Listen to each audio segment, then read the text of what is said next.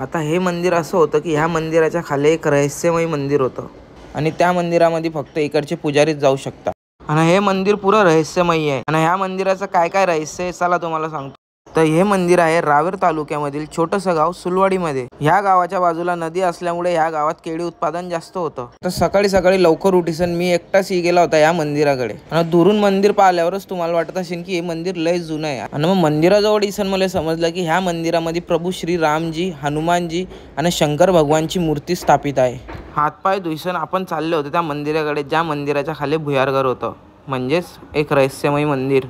आणि ऊन एवढं होतं की पायाला नुसतेच चटके लागत होते वो. आणि ह्याच पिंडाच्या खाली ते रहस्यमय भुयार आहे. त्या भुयारामध्ये काय राज आहे फक्त हे एकनाथ बाबालाच माहिती होतं. आणि एकनाथ बाबाच्या निधनानंतर ह्या भुयारघरामध्ये जायचं प्रवेश कोणालाच भेटत नाही भाऊ.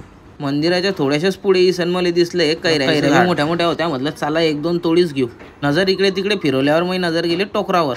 मग टोकऱ्याच्या एकाच फटक्यामध्ये 2 कैऱ्या तुटी गेल्या त्या भाऊ. मग कैऱ्याला मस्त पाण्याखाली धुईसन मस्त आपण खाणं चालू कर टाकलं होतं. कैऱ्या तर इथल्या गोड होत्या की आंबटचं नामू निशाण नव्हतं. साखर सारखी गोड कैरी खायसन दिल मस्त गार्डन हो गया आता बाई. कैरी खायसन मी गेला मंदिराच्या दुसऱ्या साईडकडे. हे मंदिर एवढं मोठं आहे की ह्या मंदिराकडे एक स्वतःची गोशाळा आहे. आणि ह्या गोशाळेचं बी एक रहस्य आहे. या गोशाळेमधला चारा कधीच संपत नाही. तुम्ही पण रावेर तालुक्यामध्ये राहता आणि या मंदिरला अजून गेले नाहीये तर नक्की एक वेळा जाऊन या. आणि व्हिडिओ आवडला असेल तर आपल्या पेजला नक्की फॉलो करा आणि कमेंटमध्ये नक्की सांगा.